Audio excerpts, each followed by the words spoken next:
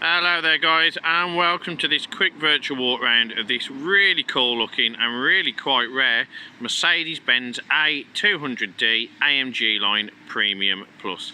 It's a lot of words, but it's also a lot of car, and it's got a real cool surprise for you on the inside. So why should you consider the A200D as a potential car for you?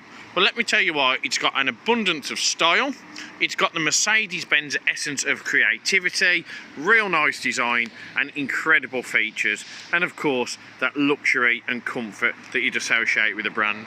And it's also got a real big spec. So I'm going to show you all the reasons why, and it starts right now. So you can see you've got your calcite or Cirrus White, whichever way you like to call it, on the bodywork. It's a solid, almost off milk white colour, but it does look really nice against the black styling. You've also got your LED high performance headlights with LED daytime runners, and you've got front parking sensors littered across the front bumper, which of course you've also got your honeycomb grille effect just here. You've got your gloss black styling as part of the night pack, and you've also got your diamond sweeping pendant grille just on the front.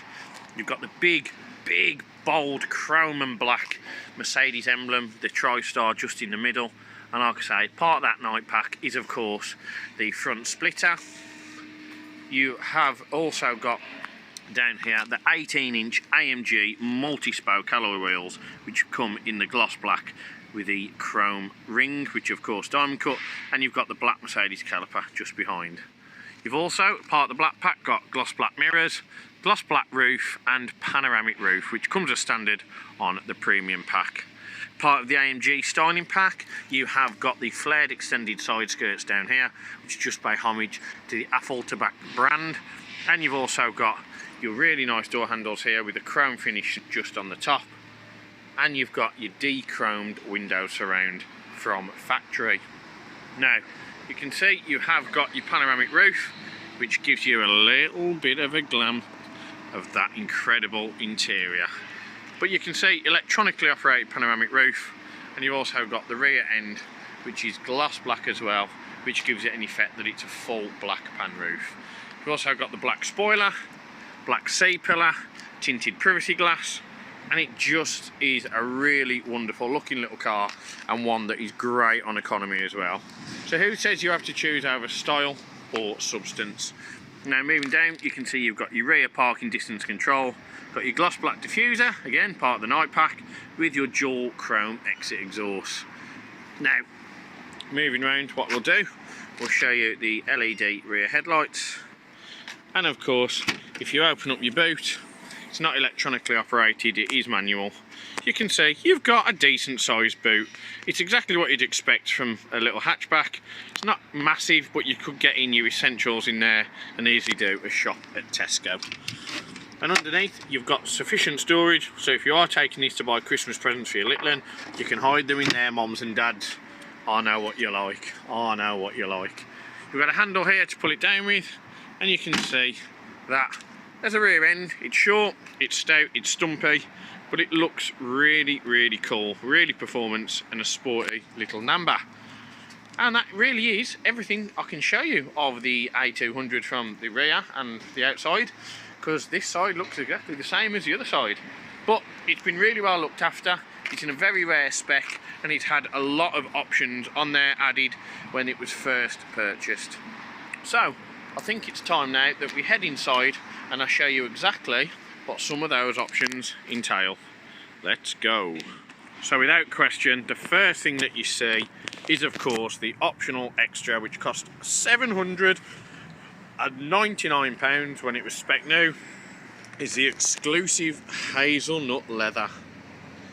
It's definitely one that will divide opinion. It's definitely one that will be called choice by many, but I actually am a massive fan of brown leather. I think with this particular car against the white and the black, it does go really nicely.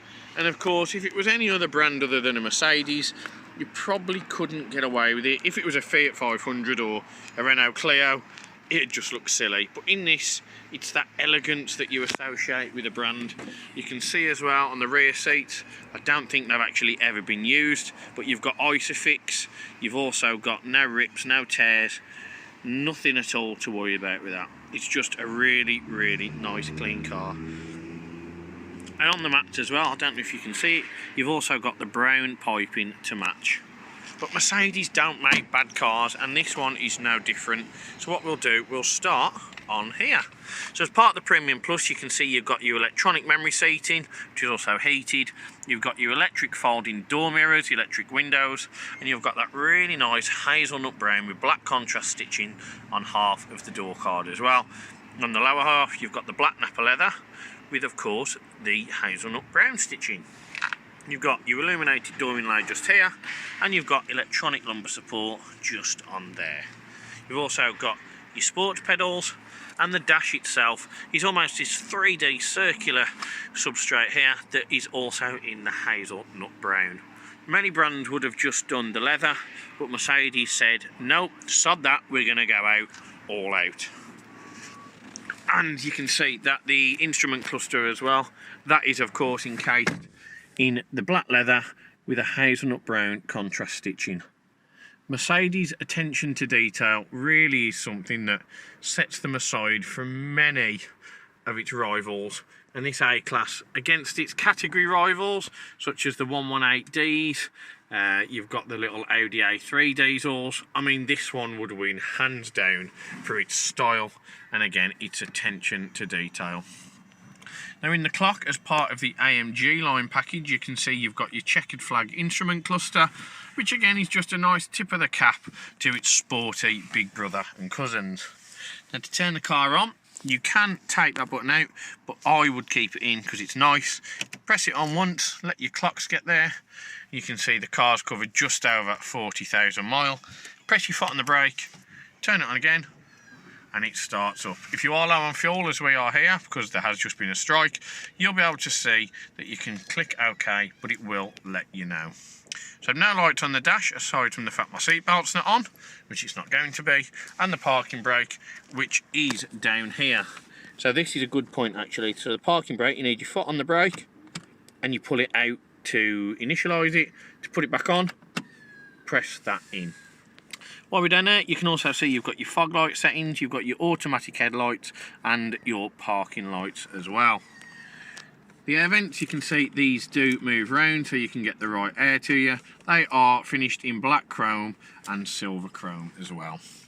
Now the gear stick in this car isn't where you would usually associate it. No, in a Mercedes, it's now on the right stalk. So when you do drive a Mercedes, especially this one, please do not use this as lights, as indicators or window washers, because you are going to ruin your gearbox. To click it into park, you click that button. To use, foot on the brake, press it down, and you'll see that you are now in D1 on the dash. That means drive. Push it all the way up, you'll see you're going to reverse. And you'll also know, because your reverse camera will initiate itself as soon as that gear is put in. But for us, we're going to put it back in park. Now, the instrument cluster itself, the little digital display, is controlled from on the left-hand buttons on the steering wheel. So if I go back now and get back in focus, you'll be able to see I can go from consumption, eco display, I can go from the start, I can go from the reset, and I've got my digital speedometer there. I've also got the options to go across. I've got navigation, I've got audio, which is Bluetooth, DAB, anything like that. I've also got my telephone, which is of course Bluetooth, and I've got my assistant here. So I can put on the assistance graphic, which brings up a almost digital road, and it will tell you of upcoming obstacles. You've got ESP, which is your traction control, electronic stability program. You've got brake assist and attention assist. The attention assist, easily put, it measures how long you've been driving for and will tell you when you need to stop. So you can see on here, we've got your next one, which was service. You can see if there's any messages that you need, you can check your tyre pressures, and the most important one is Assist Plus, and that'll tell you that your next service, in this model particularly, isn't due for just under a year. and you can also go all the way across and go on settings as well, and you can change what's on your instrument cluster. You can change settings with your lights, so you can have daytime driving lights. You can also change settings to your vehicle, such as your winter tyres, and convenience features such as auto folding mirrors. Now, what else you can do is you can restore all those to the factory setting. So moving across, there is that 3D almost circular design again, just so you can get a real good eye for it and how it just sways really nicely into the black with a door card. But that as an image in itself just personifies elegance. Now, I'll do these bits first before I do the media system, because that's a little bit more in depth. So you've got your 3 fans again here, all adjustable, all able to be turned round, so you can get the air blown in to where you need. So on here, what you'll be able to see is you've got radio, media, navi, telephone, sound, vehicle, Bluetooth telephone, CD player, clear, turn it on, next track, and the track previous, all the way around, SD card for your Garmin sat-nav, and a old school manual dial here for your telephone or for your media. Moving down again, you have got your heated seats for both passenger and driver, and you've got dynamic select, which if you press, you'll see comes up on the dash and also on the center console. So that dynamic select really is basically your drive select. Eco, individual, which you can configure yourself, comfort or sport. You've got auto start stop on or off. You've got your parking sensors audible on or off. And moving down, you've got your dual zone air conditioning, which is a really cool feature. You've also got your heated windscreen, heated rear screen, the severity of how much air is blown into the cabin, where it's blown into the cabin, if it's air conditioning, auto recirculation, or you can turn it off in total. Under here you have a 12-volt charger and an ashtray, or sufficient storage for coins, and in here you just have a little bit more storage for a bit more coins or some bad boy ball of notes. Now moving down in here, you can see part of the ambient lighting just there, and you've also got your removable cup holder and space for storage again. You've got your iDrive controller, which controls your media system, and here you've got the armrest, which is of course the black leather with the hazelnut stitching, and inside there you've also got USB and other plug-in options. So the media system itself, let's get back to the home menu. You've got navigation, which we'll click on first, which is powered by Garmin, and you'll see your very familiar layout, and of course it's really simple to use, being one of the market leaders. To zoom in and out, you use this button here, and you can go in as far as 50 feet, which gives you pretty much Google Street View, or you can go out, if you really want to, as far as 500 miles and look at where you're driving from the moon. For me, we'll get riding. You can also click on radio here, and you will of course bring up your different options which you've got, which are FM and AM radio, no DAB on this particular model.